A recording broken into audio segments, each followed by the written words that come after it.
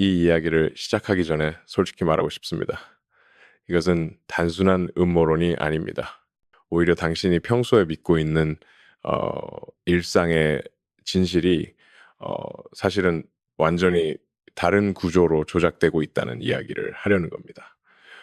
불편할 수도 있고 불쾌할 수도 있습니다. 어, 그러나 이건 누군가의 상상이 아니라 지금 이 순간에도 현실에서 조용히 진행되고 있는 현상입니다. 나처럼 오랫동안 기술 산업에 몸담아온 사람도 처음에는 의심했습니다. 하지만 반복된 데이터와 실험, 그리고 인간 행동에 대한 예측 모델이 실제 현실을 어떻게 바꾸고 있는지를 직접 본 순간 나는 더 이상 침묵해서는 안 된다고 느꼈습니다. 그래서 이 영상을 시작했습니다. 당신이 잠시만 마음을 열고 이 이야기를 들어준다면 우리가 왜 이런 시대에 살고 있는지, 그리고 앞으로 무엇을 선택해야 하는지 조금 더 명확해질 것입니다. 우리가 사는 현실은 이제 더 이상 자연의 결과가 아닙니다. 설계되고 조정되고 강화된 구조 속에 존재합니다. 대부분의 사람들은 스마트폰이 자신들의 대화를 엿듣고 있다고 생각합니다. 광고를 위한 정보 수집이 걱정된다고 말하죠.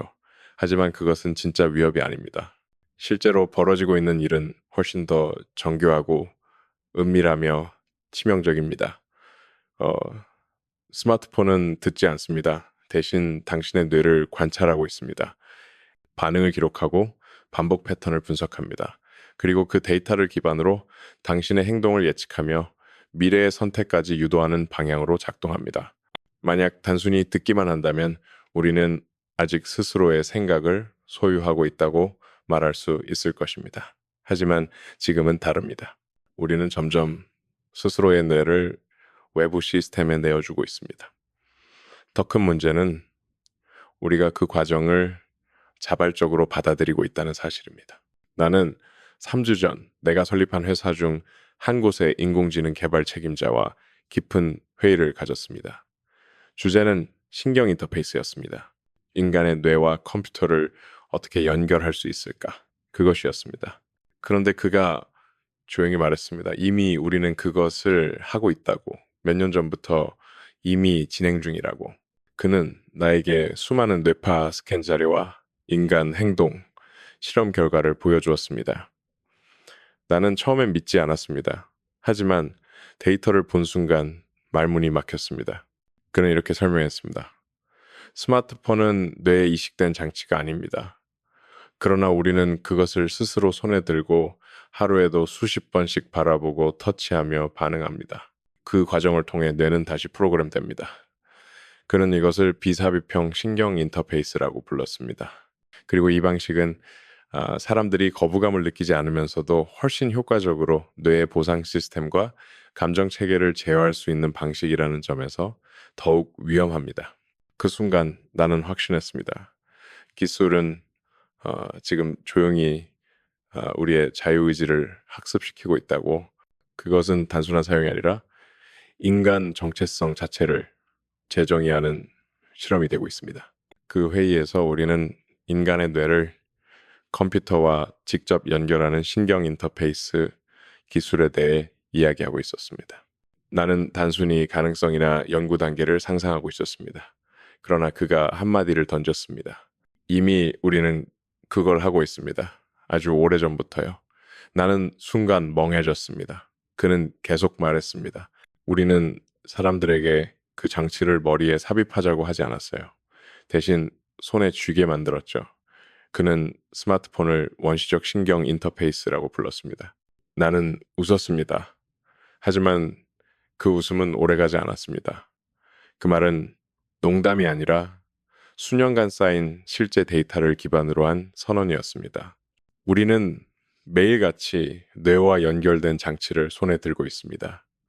그리고 그 장치는 단순한 도구가 아닌 자율적 시스템으로서 뇌에 직접 반응하고 영향을 줍니다. 이것은 단순한 연결이 아니라 인간의 주의력과 감정 체계를 바꾸는 새로운 형태의 감각 구조의식입니다. 나는 그가 화면에 띄운 내용을 보는 순간 심장이 멎는 듯한 충격을 받았습니다.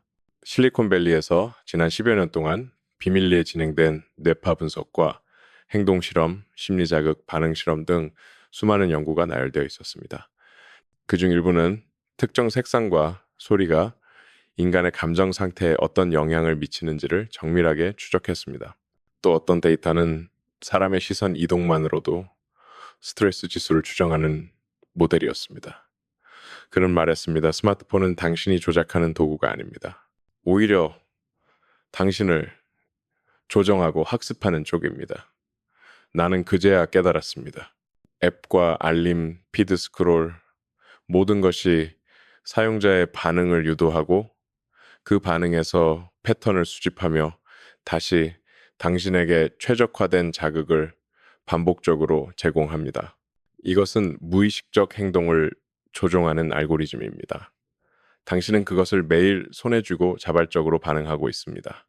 이것은 더 이상 단순한 기술 소비가 아닙니다. 정밀하게 설계된 감각의 역침투 구조이며 그 안에서 우리는 객체가 되고 있었습니다. 그가 내게 설명한 핵심은 명확했습니다. 모든 시스템의 설계 목표는 단 하나입니다. 인간의 뇌에서 도파민 보상 회로를 정밀하게 탈취하고 인식하지 못한 채 행동을 다시 짜맞추는 것. 이것은 우연이 아닙니다. 실수도 아니고 부작용도 아닙니다. 기술 산업의 중심 수익 모델입니다. 당신은 고객이 아닙니다. 당신은 데이터의 원천이며 실험 대상입니다. 그러나 단순한 상품도 아닙니다. 당신은 지금 인류 역사상 가장 거대한 심리 조정 실험에 자발적으로 참여하고 있는 피험자입니다. 그리고 그 실험은 항상보다 훨씬 정밀하고 빠르게 작동하고 있습니다. 우리는 단순히 앱을 사용하는 것이 아닙니다. 매일같이 우리의 뇌 구조가 조용히 재편성되고 있습니다. 기술은 더 이상 기능의 문제가 아닙니다. 뇌신경회로를 겨냥한 진화적 설계로 진입한 것입니다. 이것이 지금 우리의 현실입니다. 이제 그들이 당신의 뇌에 실제로 어떤 작용을 하고 있는지 구체적으로 설명해 보겠습니다. 당신이 알림을 받을 때마다 뇌는 아주 미세한 양의 도파민을 방출합니다. 도파민은 인간의 뇌가 즐거움을 느낄 때 활성화되는 신경 전달 물질입니다. 마약, 도박, 니코틴, 그리고 자극적인 음식 섭취 시에도 똑같이 분비됩니다. 그러나 스마트폰은 그것을 무작위로 그리고 가장 강력한 습관화 구조로 설계했습니다. 기술은 원래 인간을 돕기 위한 것이어야 합니다. 하지만 지금의 기술은 뇌 반응 메커니즘을 이용해 사람 자체를 학습시키고 길들입니다. 도파민이 방출되는 순간 우리의 신경회로는 강화됩니다. 문제는 우리가 이 반응을 인식하지 못한 채 반복하고 있다는 점입니다. 그 어떤 알림도 단순한 기능이 아닙니다.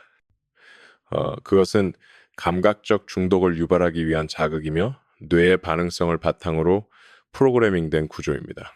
그들은 이 구조를 변동 보상 스케줄이라고 부릅니다. 즉, 보상이 언제 올지 예측할 수 없도록 설계된 구조입니다. 도박 중독이 무서운 이유와 같습니다. 슬로모션에서 당첨 시점을 알 수 없듯이 스마트폰도 다음에 무엇이 나올지 모르게 설계되어 있습니다. 어떤 날은 누군가의 메시지가 반갑고 또 어떤 날은 피드에서 흥미로운 영상이 눈을 사로잡습니다. 한 번쯤은 당신도 느꼈을 겁니다. 이번엔 뭔가 있을 것 같다고. 바로 그 기대감이 도파민 시스템을 더 강하게 자극합니다. 이것은 단순한 정보의 흐름이 아닙니다. 자극과 반응의 패턴을 뇌 속에 주입하는 알고리즘의 흐름입니다. 우리는 반응하기 전에 이미 조작된 선택지를 손에 들고 있는 셈입니다. 이 시스템은 예측이 어렵게 더욱 중독적이며 인간의 본능적 취약점을 정밀하게 겨냥합니다. 이 불확실성이 바로 중독의 핵심입니다.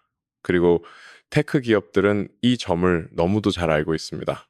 심리학자와 뇌과학자, 행동 전문가들이 이 구조를 설계하기 위해 투입되었습니다. 우리는 겉으로는 이것을 사용자 참여율 증가라고 부릅니다.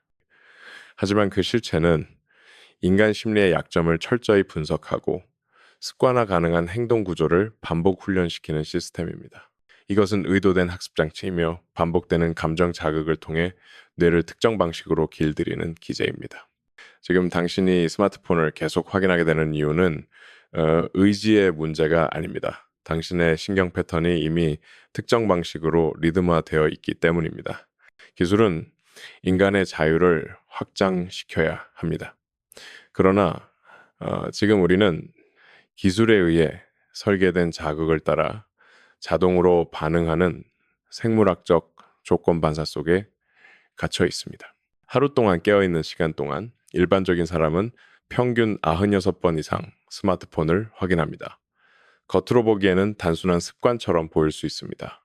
하지만 이것은 단순한 습관이 아닙니다.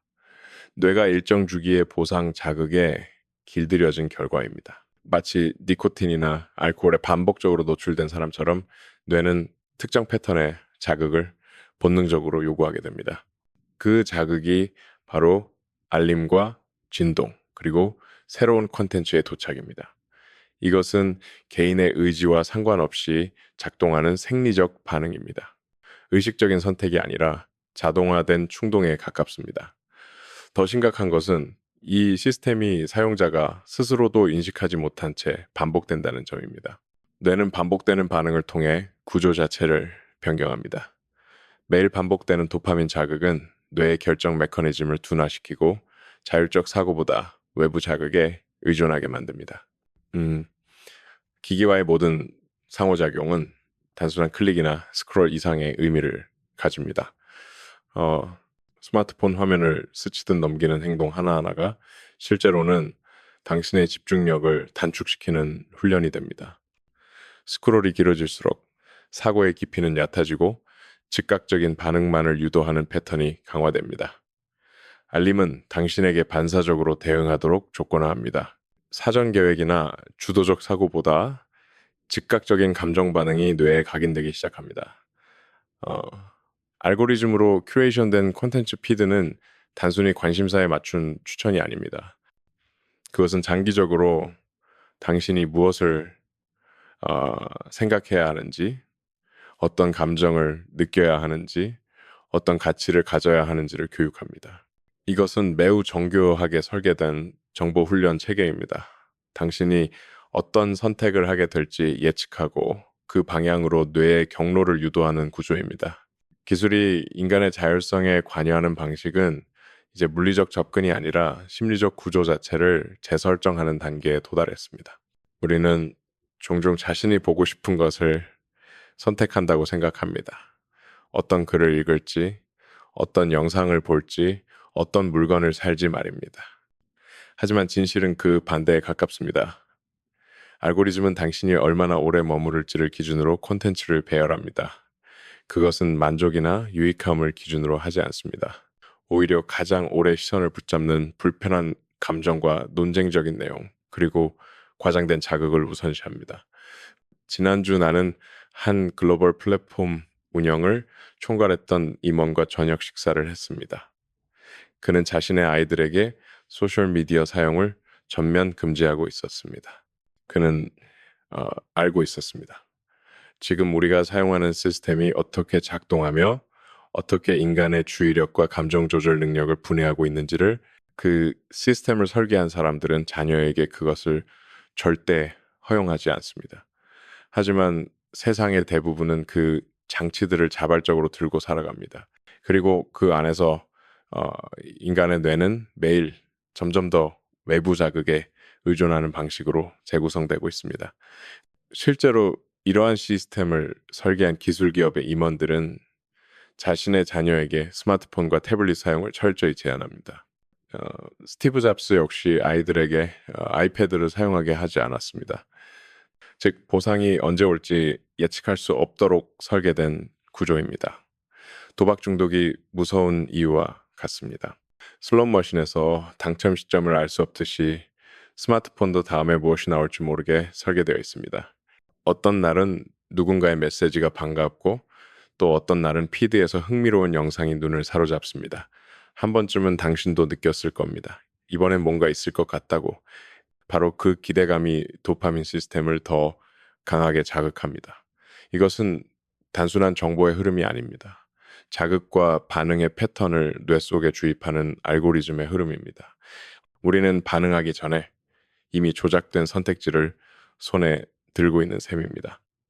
이 시스템은 예측이 어렵기에 더욱 중독적이며 인간의 본능적 취약점을 정밀하게 겨냥합니다. 이 불확실성이 바로 중독의 핵심입니다. 그리고 테크 기업들은 이 점을 너무도 잘 알고 있습니다. 심리학자와 뇌과학자, 행동 전문가들이 이 구조를 설계하기 위해 투입되었습니다. 그는 이어서 실험 내용을 설명했습니다. 우리는 수백 가지 색상 조합과 사운드 패턴, 애니메이션 속도, 터치 반응 시간 등 디지털 인터페이스의 거의 모든 요소를 수천 번 반복해서 테스트했습니다. 사람의 시선을 가장 오래 붙잡아두는 색은 무엇인지, 어떤 알림음이 무의식적 반응을 가장 강하게 유도하는지, 어떤 스크롤 속도가 도파민 분비를 최대화하는지를 실험했습니다. 그리고 마침내 사람이 화면에서 손을 떼지 못하게 만드는 어, 최적의 조합을 찾아냈습니다. 그 기술은 즉시 전 세계 수십억 명의 기기에 동시에 적용되었습니다. 그것은 새로운 제품 출시가 아니었습니다. 인류 역사상 가장 광범위한 행동 수정 실험이었습니다. 인류의 뇌가 무의식적으로 재훈련되는 대규모 테스트였습니다. 중요한 것은 그 실험이 성공했다는 점입니다. 그것은 사람들의 일상과 집중력, 인간관계를 통째로 바꾸었습니다. 그리고 심지어 자아 인식 방식까지 다시 쓰기 시작했습니다. 이것은 단순한 기술의 진보가 아니라 인간 행동 양식의 전환점을 이끌어낸 조작이었습니다. 이제 그 실험이 우리에게 어떤 영향을 주었는지를 이야기해 보겠습니다. 지금 당신의 주의 집중 시간은 과거보다 훨씬 짧아졌습니다. 연구에 따르면 2000년 기준 평균주의 집중 시간은 12초였지만 지금은 8초 이하로 떨어졌습니다. 이는 금붕어의 평균 집중 시간보다도 짧은 수치입니다. 이것은 당신이 나약하거나 게으르기 때문이 아닙니다. 당신의 뇌가 의도적으로 자극에 중독되도록 설계된 환경에 반복적으로 노출되었기 때문입니다. 일정한 속도로 자극이 주어지는 환경이 아니라 변화무쌍하고 예측 불가능한 자극이 끊임없이 뇌를 자극하며 보상 체계를 흔들고 있는 것입니다. 뇌는 항상 다음 자극을 기다리며 스스로 조용히 사고할 수 있는 능력을 잃어가고 있습니다. 이는 단순한 집중력 저하가 아닙니다. 뇌 기능의 구조적 변화이며 인류가 처음으로 기계가 설계한 사고 리듬에 길들여지고 있다는 명확한 신호입니다. 당신은 지금 이 순간에도 몇 분 이상 한 가지에 집중하는 것이 점점 더 어려워지고 있습니다. 아무런 방해 요소가 없는 공간에 앉아 고요함 속에서 생각을 이어가려 해도 손은 본능적으로 주머니 속 스마트폰을 향합니다. 뇌는 침묵을 불편하게 느끼고 그 빈 공간을 스크롤로 채우려 합니다. 더 큰 문제는 당신이 가장 사랑하는 사람과 함께 있는 순간조차도 뇌의 일부가 항상 온라인의 움직임을 감지하려는 방향으로 분산되어 있다는 점입니다. 눈앞의 사람보다 손 안에 화면에 더 많은 집중이 쏠리고 있습니다. 이것은 단순한 주의력 결핍이 아닙니다. 자율적인 주의 조절 능력이 붕괴되고 있다는 뜻입니다. 시간이 흐를수록 이 현상은 더 심각해집니다. 뇌는 반복된 자극 패턴에 더욱 강하게 반응하고 결국 침묵은 위협처럼 느껴집니다. 디지털 자극만이 안정감을 주는 착각을 만듭니다. 이것은 철저하게 학습된 반응이며 인간의 내면 리듬이 바깥의 기계 구조에 의해 재편되고 있는 흐름입니다. 이제는 우리 아이들이 태어날 때부터 이 구조 안에서 자라나고 있습니다. 끊임없는 디지털 자극을 삶의 일부로 받아들이며 조용함을 낯설어하고 느림을 불안해합니다.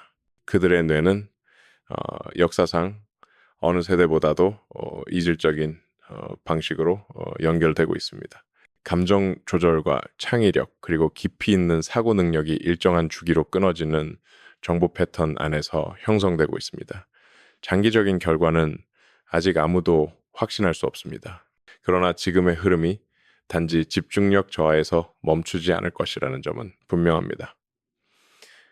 기술은 교육을 대체하고 있습니다. 자극은 본질을 가리고 반응의 속도는 사고의 깊이를 앞서기 시작했습니다. 우리는 이제 교육의 본질 자체를 다시 정의해야 하는 시점에 와 있습니다. 왜냐하면 아이들의 사고 체계가 인간이 아닌 알고리즘 중심의 환경에서 재배열되고 있기 때문입니다. 그러나 집중력 문제는 단지 시작일 뿐입니다. 진짜 본질은 당신의 행동 자체가 시스템에 의해 광범위하게 조작되고 있다는 사실입니다. 당신이 보는 모든 콘텐츠는 단순한 우연이 아닙니다. 특정 감정 반응을 유도하기 위해 계산된 결과입니다. 알고리즘은 행복보다 분노에 더 오래 집중하게 만든다는 사실을 알고 있습니다. 평온함보다 불안이, 공감보다 충돌이 더 높은 체류 시간을 이끌어낸다는 통계는 이미 오래전에 확보되었습니다.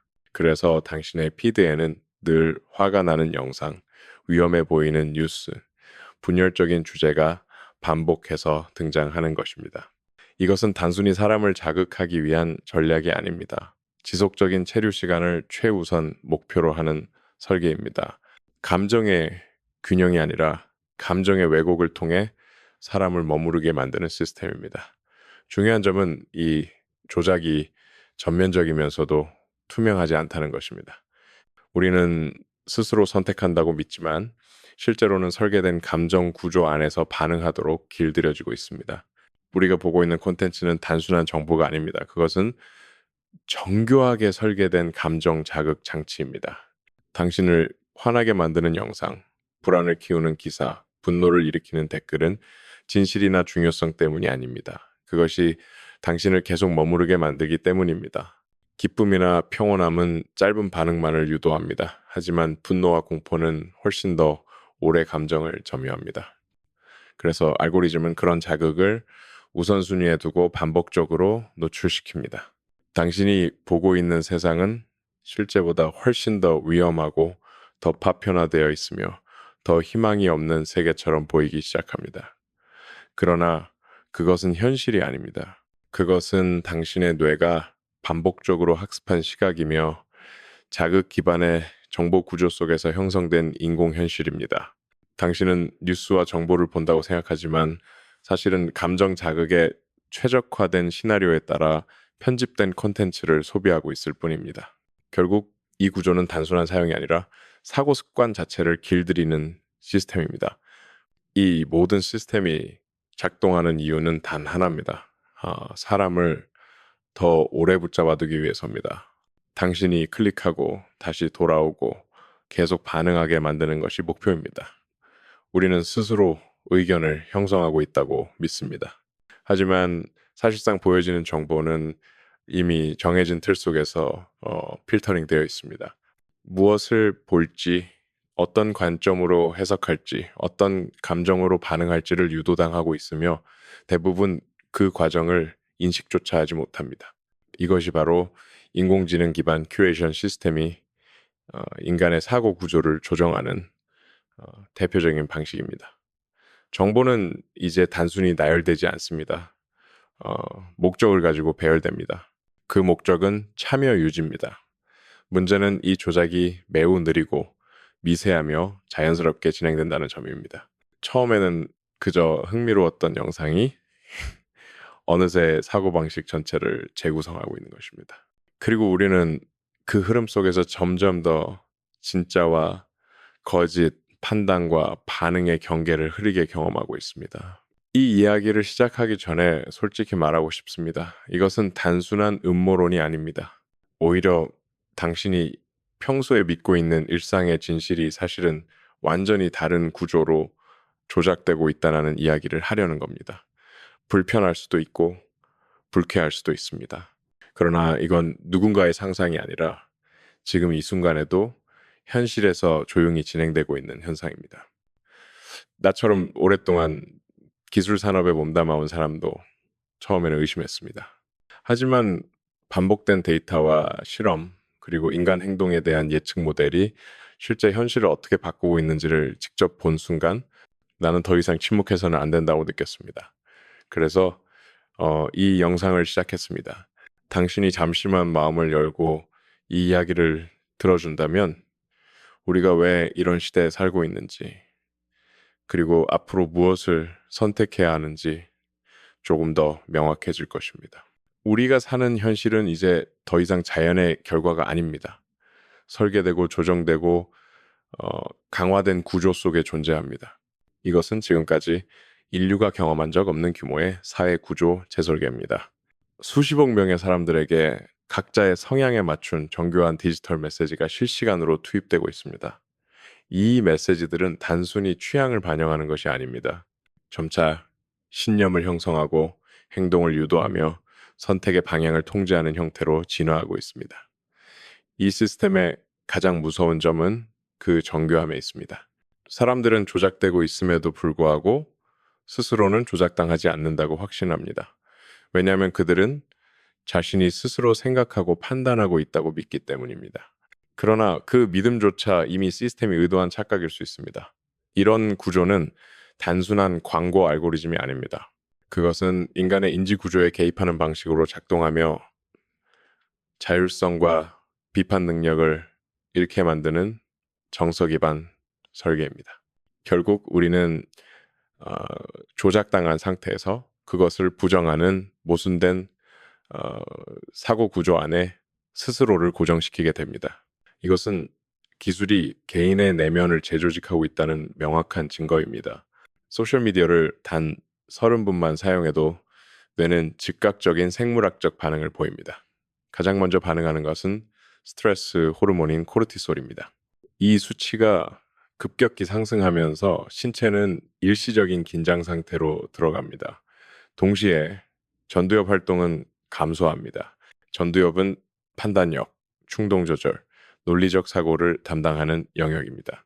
이 부위의 활성도가 낮아지면은 사람은 더 충동적으로 반응하고 논리적 균형을 잃기 쉬워집니다. 반대로 편도체의 활성은 증가합니다. 편도체는 공포와 위협, 분노 같은 감정을 주도하는 뇌의 원초적 부위입니다. 그 결과 짧은 사용 시간만으로도 뇌는 위협에 민감해지고 불안에 취약하며 복잡한 사고 대신 감정 중심의 즉각 반응을 선택하게 됩니다. 이것은 단지 기분의 문제가 아닙니다. 뇌의 정보 처리 방식이 구조적으로 바뀐다는 뜻입니다. 그리고 이런 반응은 반복될수록 더욱 고착됩니다. 즉 보상이 언제 올지 예측할 수 없도록 설계된 구조입니다. 도박 중독이 무서운 이유와 같습니다. 슬롯 머신에서 어, 당첨 시점을 알 수 없듯이 스마트폰도 다음에 무엇이 나올지 모르게 설계되어 있습니다. 어떤 날은 누군가의 메시지가 반갑고 또 어떤 날은 피드에서 흥미로운 영상이 눈을 사로잡습니다. 한 번쯤은 당신도 느꼈을 겁니다. 이번엔 뭔가 있을 것 같다고. 바로 그 기대감이 어, 도파민 시스템을 더 강하게 자극합니다. 이것은 단순한 정보의 흐름이 아닙니다. 자극과 반응의 패턴을 뇌 속에 주입하는 알고리즘의 흐름입니다. 우리는 반응하기 전에 이미 조작된 선택지를 손에 들고 있는 셈입니다. 이 시스템은 예측이 어렵기에 더욱 중독적이며 인간의 본능적 취약점을 정밀하게 겨냥합니다. 이 불확실성이 바로 중독의 핵심입니다. 그리고 테크 기업들은 이 점을 너무도 잘 알고 있습니다. 심리학자와 뇌과학자, 행동 전문가들이 이 구조를 설계하기 위해 투입되었습니다. 오히려 가장 오래 시선을 붙잡는 불편한 감정과 논쟁적인 내용, 그리고 과장된 자극을 우선시합니다. 지난주 나는 한 글로벌 플랫폼 운영을 총괄했던 임원과 저녁 식사를 했습니다. 그는 자신의 아이들에게 소셜미디어 사용을 전면 금지하고 있었습니다. 그는 알고 있었습니다. 지금 우리가 사용하는 시스템이 어떻게 작동하며 어떻게 인간의 주의력과 감정 조절 능력을 분해하고 있는지를 그 시스템을 설계한 사람들은 자녀에게 그것을 절대 허용하지 않습니다. 하지만 세상의 대부분은 그 장치들을 자발적으로 들고 살아갑니다. 그리고 그 안에서 인간의 뇌는 매일 점점 더 외부 자극에 의존하는 방식으로 재구성되고 있습니다. 실제로 이러한 시스템을 설계한 기술 기업의 임원들은 자신의 자녀에게 스마트폰과 태블릿 사용을 철저히 제한합니다. 스티브 잡스 역시 아이들에게 아이패드를 사용하게 하지 않았습니다. 그들은 자신들의 플랫폼이 불안을 증가시키고 우울감을 심화시키며 고립감을 만들고 자기 혐오를 강화한다는 사실을 알고 있습니다. 10대 청소년의 경우 특히 이미지 중심 플랫폼에 노출된 집단은 신체 불만족과 자살 충동 경험률이 통계적으로 매우 높습니다. 이 모든 수치는 이미 수년 전부터 기업의 내부 보고서에 기록되어 있습니다. 알고리즘은 점점 더 자극적이고 양극화된 콘텐츠를 우선 배치합니다. 그리고 그 결과 사용자는 극단적인 감정 상태와 세계관으로 밀려납니다. 공감 능력은 줄어들고 복잡한 문제를 단순한 이분법으로 해석하려는 경향이 강화됩니다. 이러한 구조는 단순한 정보 소비가 아닙니다. 정서적 프로그래밍입니다. 그러나 문제는 이들이 이 모든 문제를 인식하면서도 고치지 않는다는 점입니다. 이유는 간단합니다. 그것을 바꾸면 체류 시간이 줄고 체류 시간이 줄면 수익이 감소하기 때문입니다. 그래서 그들은 같은 시스템을 계속 반복합니다. 그들은 자신들의 플랫폼이 불안을 증가시키고 우울감을 심화시키며 고립감을 만들고 자기 혐오를 강화한다는 사실을 알고 있습니다. 10대 청소년의 경우 특히 이미지 중심 플랫폼에 노출된 집단은 신체 불만족과 자살 충동 경험률이 통계적으로 매우 높습니다. 이 모든 수치는 이미 수년 전부터 기업의 내부 보고서에 기록되어 있습니다. 알고리즘은 점점 더 자극적이고 양극화된 콘텐츠를 우선 배치합니다. 그리고 그 결과 사용자는 극단적인 감정 상태와 세계관으로 밀려납니다. 공감 능력은 줄어들고 복잡한 문제를 단순한 이분법으로 해석하려는 경향이 강화됩니다. 이러한 구조는 단순한 정보 소비가 아닙니다. 정서적 프로그래밍입니다.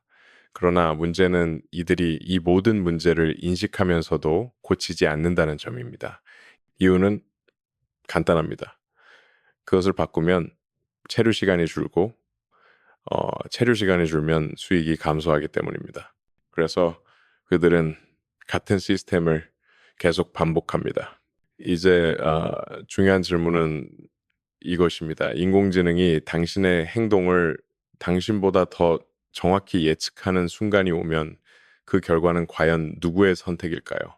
당신이 평생 절대 하지 않을 것이라 믿었던 행동을 기계가 설계한 맥락 속에서 자연스럽게 하게 될 때 그 책임은 누구에게 있을까요? 당신의 사고와 감정, 판단과 의지가 설계된 알고리즘 패턴 속에 흡수될 때 진짜 당신은 어디에 남아 있을까요? 우리는 지금 인간의 자유 의지와 기계에 설계된 자극 사이의 경계가 점점 사라지는 시점에 와 있습니다. 이제 이것은 단순한 편리함의 문제가 아닙니다. 존재 자체의 독립성을 둘러싼 구조적 위기가 진행되고 있습니다. 선택이라는 개념은 점점 반응으로 대체되고 의식이라는 개념조차 서서히 외부화되고 있습니다. 이것은 기술의 진화가 아니라 인간 내부 구조의 재설계입니다. 불과 5년 이내에 우리는 완전히 개인화된 정서 반응형 콘텐츠를 생성하는 인공지능을 마주하게 될 것입니다. 우리가 보고 있는 콘텐츠는 단순한 정보가 아닙니다. 그것은 정교하게 설계된 감정 자극 장치입니다.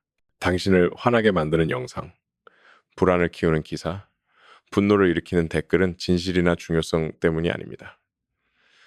그것이 당신을 계속 머무르게 만들기 때문입니다.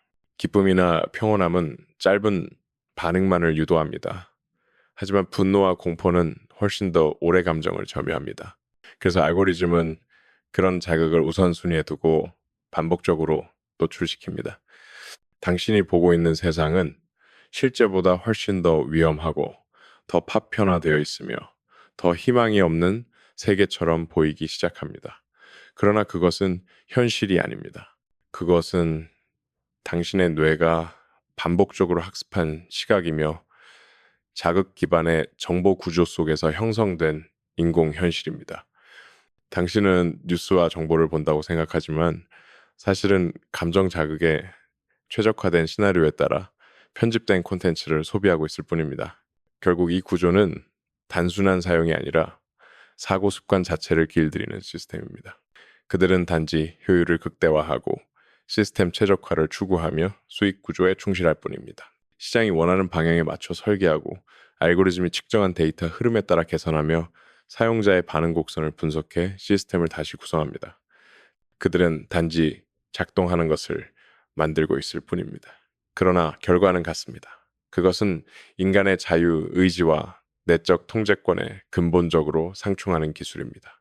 인간의 선택은 점점 더 환경 반응적 구조에 종속되고 내면의 기준보다 외부 자극의 반복 구조에 익숙해지고 있습니다. 나는 이 말이 과장처럼 들릴 수 있다는 것을 알고 있습니다. 그리고 많은 사람들이 지금의 상황을 그 정도는 아니지 않느냐며 받아들이지 않을 수도 있다는 것도 압니다. 하지만 문제의 본질은 어, 그렇게 생각하는 그 인식 자체가 이미 알고리즘이 유도한 반응일 수 있다는 점입니다. 나는 통제하고 있어. 언제든 그만둘 수 있어. 대부분의 중독자들이 반복해서 내뱉는 말입니다. 이것은 단순한 취향 기반 추천을 넘어 당신의 심리 프로파일에 완벽하게 최적화된 이미지와 단어, 음성, 타이밍 조합을 실시간으로 만들어내는 기술입니다. 이 시스템은 당신의 감정 곡선을 정확히 계산하고 특정 감정을 유도해 원하는 행동을 일으키는 알고리즘을 구현할 것입니다. 어, 가장 무서운 점은 당신이 그 모든 과정을 자기 생각이라 믿으며 경험하게 된다는 사실입니다. 콘텐츠는 이제 더 이상 소비되는 정보가 아닙니다. 그것은 반응을 유도하고 관점을 설계하며 정체성을 재구성하는 주체로 변했습니다. 세계관이 바뀌고 가치관이 재편되며 자아 감각이 기계 학습에 의해 조정되는 시대. 우리는 스스로 인식하지 못한 채 철저히 설계된 심리적 프레임에 동일화되어 가고 있습니다. 이것은 인간과 인공지능 사이의 상호작용이 아니라 재편성입니다. 그리고 이 기술을 개발하는 사람들은 악의적인 의도를 가진 이들이 아닙니다. 내 모든 회사에 명확한 기준을 세웠습니다. 무한 스크롤 금지, 변동 보상 시스템 금지, 감정 자극을 통한 몰입 유도 금지. 우리는 기술을 통해 사람을 소비하게 만들 것이 아니라 사람이 기술을 건강하게 다루도록 도와야 합니다. 사용자의 머무는 시간을 늘리기 위해 감정을 조작하는 전략은 단기적으로는 수익을 가져올 수 있습니다. 하지만 장기적으로는 인간 정신의 기반을 붕괴시키는 행위입니다. 우리는 더 이상 이런 시스템을 만들지 않을 것입니다. 사용자를 클릭수로 평가하지 않고 인지적 회복력과 심리적 존중을 중심에 둔 기술을 만들어야 합니다. 나는 이 과정을 단순한 정책이 아니라 기업의 철학으로 보고 있습니다. 기술은 도구이지 주인이 아닙니다. 그리고 그 원칙은 반드시 지켜져야 합니다. 우리는 인간 심리를 이용하지 않고 인간 심리를 존중하는 기술을 구축할 것입니다. 그로 인해 수익이 줄어들 수도 있습니다.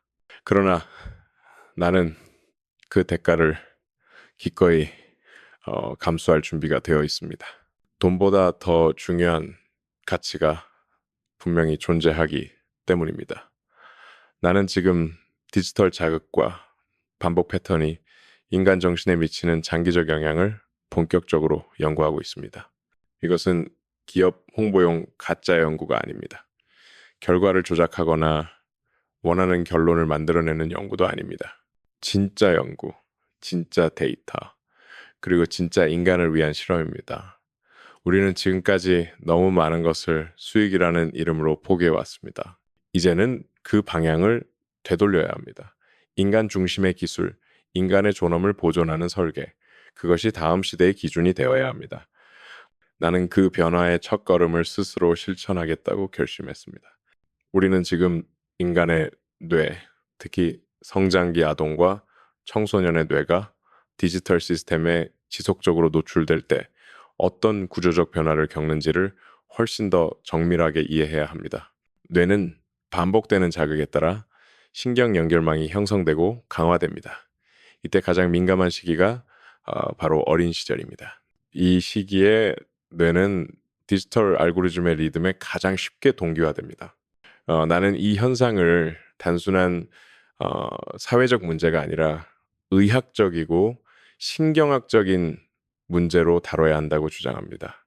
그래서 지금 우리 시대에 필요한 것은 명확하고 강력한 법적 규제입니다. 사용자 체류 시간이나 광고 수익보다 인간 정신 건강을 우선시하는 설계 기준이 법으로 강제되어야 합니다. 중독을 유발하는 디자인을 단순한 기능으로 두지 않고 다른 중독 유발 제품처럼 규제하고 감독해야 합니다. 시스템이 사용자를 조종하도록 설계되었다면 우리는 그 시스템의 책임을 물어야 합니다. 그리고 그 책임은 인간을 위해 기술이 존재해야 한다는 가장 기본적인 원칙에서 출발해야 합니다. 이제는 기업이 알고리즘이 초래한 피해에 대해 실질적인 책임을 져야 하는 시대입니다. 수백만 명의 정신적 균형을 무너뜨려 놓고도 그건 당신의 선택일 뿐이라고 말하는 구조는 무책임의 다른 이름입니다. 그러나 더 중요한 것은 당신이 지금 눈을 떠야 한다는 사실입니다. 반복적으로 자극되는 신경 경로는 강화되고 사용되지 않는 경로는 점차 약화됩니다. 그 결과 당신의 기본적인 감정 상태는 미세하게 변형됩니다. 그리고 어느 순간 당신은 이전의 자신과는 다른 방식으로 세상을 해석하고 반응하는 존재가 되어갑니다. 이것은 선택의 결과가 아니라 지속적 노출의 결과로 변형된 자아입니다. 이것이 디지털 자극 설계의 본질입니다. 나 역시 내부 문서를 통해 확인했습니다. 기업들은 인간 정신의 구조가 자극에 어떻게 반응하고 재편되는지를 이미 상세히 알고 있습니다. 감정 반응 곡선, 주의력 지속 시간, 신체적 불안정성과 콘텐츠 체류 시간 사이의 상관관계까지 분석되어 있습니다. 그들은 뇌의 작동 원리를 이해하는 수준을 넘어 그 작동 방향을 유도하는 단계에 도달했습니다. 기술은 더 이상 중립적이지 않습니다. 그것은 설계된 감정 환경을 통해 인간 존재의 기본 구조를 재정의하고 있습니다. 중독을 유도하고 반응을 설계하며 감정 자극을 조율하는데 더욱 정교한 기술을 투입합니다. 그리고 책임은 언제나 사용자에게 전가됩니다. 당신이 약해서 그렇다. 감당하지 못하는 건 당신 문제다. 라는 메시지가 암묵적으로 깔려 있습니다. 하지만 나를 정말 두렵게 만든 건 다른 부분이었습니다. 지금 이 모든 흐름이 아직 시작 단계에 불과하다는 사실입니다.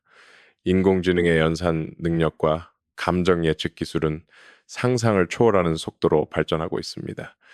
머지않아 인간 스스로도 자신의 반응이 본인의 것인지 아닌지를 구분하지 못하는 순간이 오게 될 것입니다. 뇌는 점점 더 정교한 자극 설계에 반응하게 되고 우리는 점점 더 기술이 설계한 정체성에 동일시하게 될 것입니다. 이것은 단순히 윤리의 문제가 아니라 인간 존재의 방향을 되묻는 근본적인 질문입니다.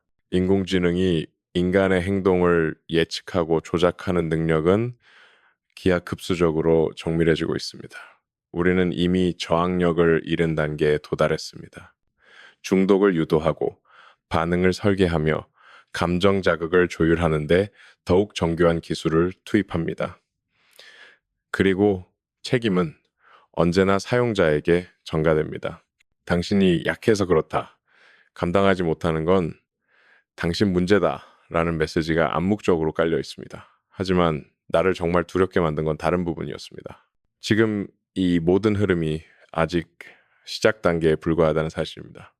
인공지능의 연산 능력과 감정 예측 기술은 상상을 초월하는 속도로 발전하고 있습니다. 머지않아 인간 스스로도 자신의 반응이 본인의 것인지 아닌지를 구분하지 못하는 순간이 오게 될 것입니다.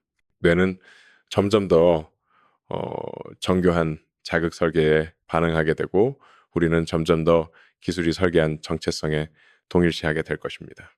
이것은 단순히 윤리의 문제가 아니라 인간 존재의 방향을 되묻는 근본적인 질문입니다. 인공지능이 인간의 행동을 예측하고 조작하는 능력은 기하급수적으로 정밀해지고 있습니다. 우리는 이미 저항력을 잃은 단계에 도달했습니다. 당신의 시간과 주의력은 기계가 요청하는 것이 아니라 당신이 허락해야 하는 영역입니다. 진짜 인간이 당신을 필요로 할 때만 그것은 알림이 될 수 있습니다.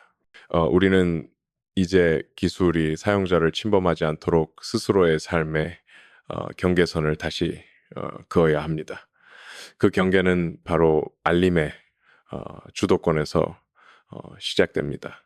기술과의 관계에서 가장 먼저 회복해야 할 것은 시점의 주도권입니다. 언제 기술에 반응하고 언제 멈출 것인지를 결정하는 사람은 당신이어야 합니다. 그것은 시스템이 아니라 당신의 인식 안에서 시작되는 선택입니다. 세 번째 단계는 기기 없는 공간을 삶 속에 명확히 설정하는 것입니다. 식사 중에는 휴대폰을 완전히 치우고 침실에서는 화면 대신 휴식을 중심에 두십시오. 대화 중에는 상대방의 눈빛과 감정에 집중하고 기기의 진동이 아닌 사람의 말에 귀를 기울이세요. 스마트폰은 마치 흡연처럼 특정한 장소와 시간 안에서 의도적으로 사용하는 습관으로 전환되어야 합니다. 지금 당신의 뇌가 이 이야기를 거부하고 있다면 그것은 우연이 아닙니다. 바로 그것이 프로그래밍입니다. 시스템은 당신의 내부에 방어 메커니즘을 심어두었습니다. 그것은 새로운 인식을 밀어내고 지금까지 학습된 틀 안에 당신을 붙잡아 두려는 구조적 반응입니다. 하지만 당신은 그보다 강한 존재입니다. 당신은 진실을 볼 수 있고 다르게 선택할 수 있는 존재입니다. 당신은 주의력을 되찾을 수 있습니다. 당신의 행동, 감정 반응, 그리고 생각을 다시 당신의 손으로 이끌 수 있습니다. 자유는 추상적인 개념이 아닙니다. 그것은 선택의 반복을 통해 되찾는 실제적 과정입니다. 어젯밤 나는 오랜만에 휴대폰 전원을 완전히 끄고 24시간을 보냈습니다. 오랜 세월 동안 단 한 번도 그렇게 해본 적이 없었기에 처음에는 약간의 두려움이 들었습니다. 하지만 그 결정은 내가 다시 나 자신을 마주하는 출발점이 되었습니다. 놀랍게도 아무 일도 일어나지 않았습니다. 이것은 단순한 기술의 진보가 아니라 인간 행동 양식의 전환점을 이끌어낸 조작이었습니다. 이제 그 실험이 우리에게 어떤 영향을 주었는지를 이야기해 보겠습니다. 지금 당신의 주의의 집중 시간은 과거보다 훨씬 짧아졌습니다. 연구에 따르면 2000년 기준 평균주의 집중 시간은 12초였지만 지금은 8초 이하로 떨어졌습니다. 이는 금붕어의 평균 집중 시간보다도 짧은 수치입니다. 이것은 당신이 나약하거나 게으르기 때문이 아닙니다. 당신의 뇌가 의도적으로 자극에 중독되도록 설계된 환경에 반복적으로 노출되었기 때문입니다. 일정한 속도로 자극이 주어지는 환경이 아니라 변화무쌍하고 예측 불가능한 자극이 끊임없이 뇌를 자극하며 보상 체계를 흔들고 있는 것입니다. 뇌는 항상 다음 자극을 기다리며 스스로 조용히 사고할 수 있는 능력을 잃어가고 있습니다. 이는 단순한 집중력 저하가 아닙니다. 당신의 의식, 당신의 집중력, 그리고 지금 이 순간에 온전히 존재할 수 있는 능력, 그것이 사라졌습니다. 인간이 가장 인간답게 존재할 수 있는 능력, 생각하고 느끼며 연결할 수 있는 힘, 그리고 그것은 되찾을 수 있습니다.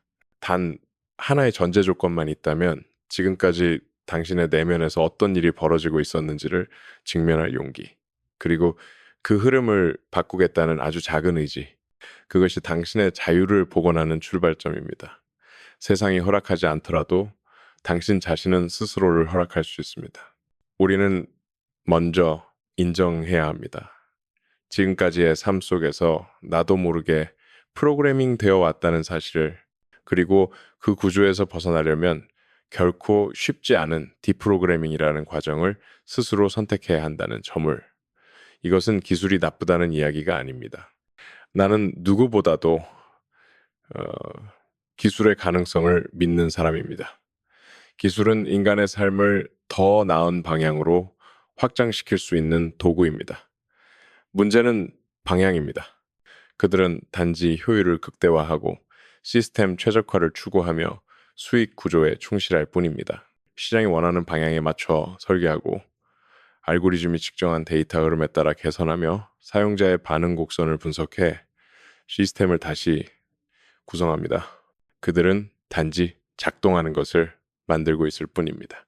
그러나 결과는 같습니다. 그것은 인간의 자유의지와 내적 통제권에 근본적으로 상충하는 기술입니다. 인간의 선택은 점점 더 어, 환경 반응적 구조에 종속되고 내면의 기준보다 외부 자극의 반복 구조에 어, 익숙해지고 있습니다. 나는 이 말이 과장처럼 들릴 수 있다는 것을 알고 있습니다. 그리고 많은 사람들이 지금의 상황을 그 정도는 아니지 않느냐며 받아들이지 않을 수도 있다는 것도 압니다. 하지만 문제의 본질은 어, 그렇게 생각하는 그 인식 자체가 이미 알고리즘이 유도한 반응일 수 있다는 점입니다. 나는 통제하고 있어. 언제든 그만둘 수 있어. 대부분의 중독자들이 반복해서 내뱉는 말입니다. 말하는 순간 그것은 감각에 머무르지 않고 현실이 됩니다. 이 조작이 무서운 이유는 그 투명함에 있습니다. 보이지 않기 때문에 작동하고 자각하지 못하기 때문에 확장됩니다. 그러나 우리가 그것을 언어로 드러내고 실체로 명명하는 순간부터 상황은 달라집니다. 사람들에게 지금 자신에게 일어나고 있는 일을 알려야 합니다. 단지 정보를 전달하는 것이 아니라 감정과 기억, 주의력이 어떻게 조작당하고 있는지를 삶의 언어로 전해야 합니다. 이 침묵은 시스템을 유지시키는 연료입니다. 우리는 그 침묵을 깨야 합니다. 이건 결코 쉬운 일이 아닙니다. 당신의 뇌는 아마 지금 이 이야기조차 무시하고 싶어 할 것입니다. 괜찮아. 나한테는 해당되지 않아. 이런 생각이 떠오를 수도 있습니다. 그러나 그 저항조차도 이미 시스템이 설계한 자동 반응일 수 있습니다. 그렇기에 지금 당신이 해야 할 일은 단 하나입니다. 그 반응을 넘어서 내 안의 선택을 다시 기억하는 것입니다. 그 결과 당신은 스스로 생각한다고 느끼지만 실상은 설계된 흐름 속에서 반응하고 있을 뿐입니다. 자유의지는 단순히 선택할 수 있다는 환상이 아닙니다. 선택이 조작되지 않을 때만 존재하는 실제 능력입니다. 우리는 지금 그 능력을 잃어가고 있습니다. 시스템은 당신의 뇌를 단순한 클릭 구조로 단순화시키고 감정을 수치화하며 존재의 복잡성을 경제 논리로 환원시키고 있습니다. 이것은 단지 개인의 문제가 아닙니다. 인류 전체가 직면한 정체성의 위기입니다. 이 모든 과정을 멈추기 위한 첫 단계는 단 하나입니다. 지금 이 일이 일어나고 있다는 사실을 보는 것입니다. 그리고 그것에 이름을 붙이고 그 흐름에 참여하지 않겠다고 결단하는 것입니다. 조용히 고개를 돌리는 것으로는 바꿀 수 없습니다. 명확한 인식과 의지 있는 거부만이 이 흐름을 끊을 수 있습니다.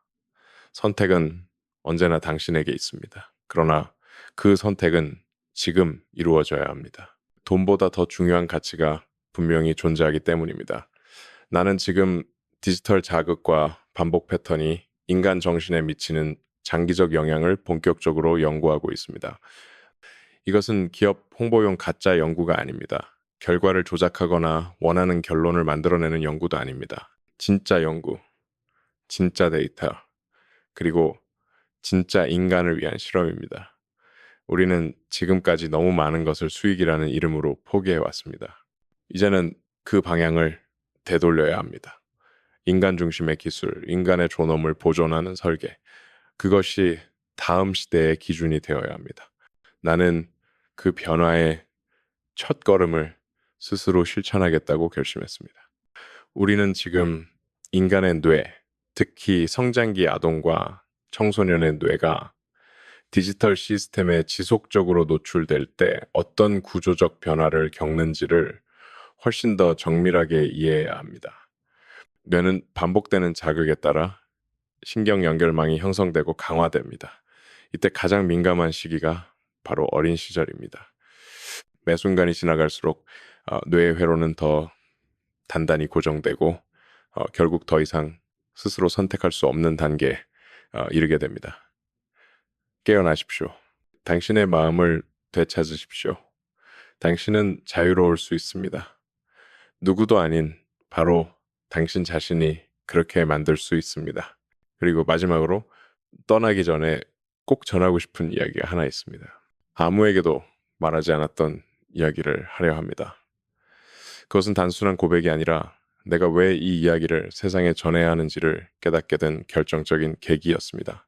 2달 전 어느 저녁 막내 아들이 조용히 물었습니다. 아빠는 왜 나보다 핸드폰을 더 사랑해? 그 순간 나는 본능적으로 부정했습니다. 그건 말도 안 돼. 아빠가 너를 훨씬 더 사랑하지. 그러나 그는 내 눈을 똑바로 바라보며 말했습니다. 그럼 왜 핸드폰을 더 자주 봐?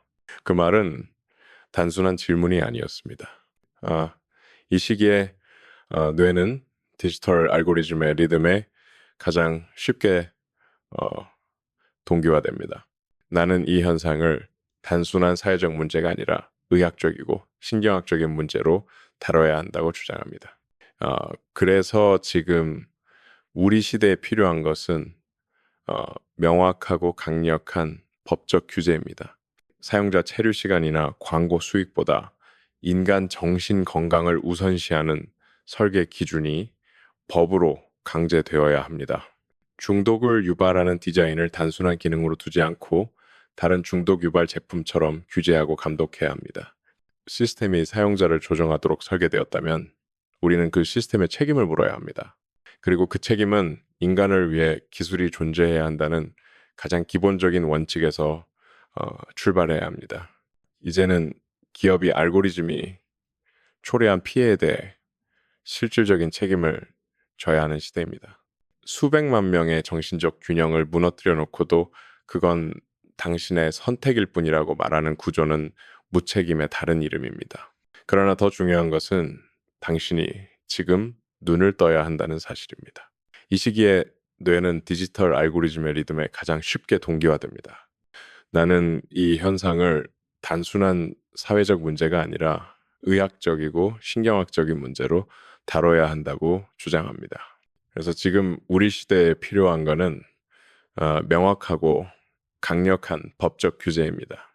사용자 체류 시간이나 광고 수익보다 인간 정신 건강을 우선시하는 설계 기준이 법으로 강제되어야 합니다. 중독을 유발하는 디자인을 단순한 기능으로 두지 않고 다른 중독 유발 제품처럼 규제하고 감독해야 합니다. 시스템이 사용자를 조종하도록 설계되었다면 우리는 그 시스템에 책임을 물어야 합니다.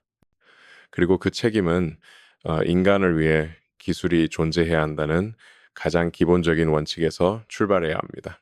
이제는 기업이 알고리즘이 초래한 피해에 대해 실질적인 책임을 져야 하는 시대입니다. 수백만 명의 정신적 균형을 무너뜨려 놓고도 그건 당신의 선택일 뿐이라고 말하는 구조는 무책임의 다른 이름입니다. 그러나 더 중요한 것은 당신이 지금 눈을 떠야 한다는 사실입니다. 그리고 그 전달은 당신 자신에게도 울림이 되어 돌아올 것입니다. 당신의 변화가 또 다른 깨어남의 물결이 됩니다. 지금 이 순간 이야기해 보세요.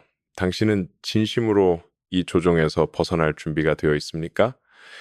앱을 지울 수 있습니까? 자신의 하루의 경계를 그을 수 있습니까?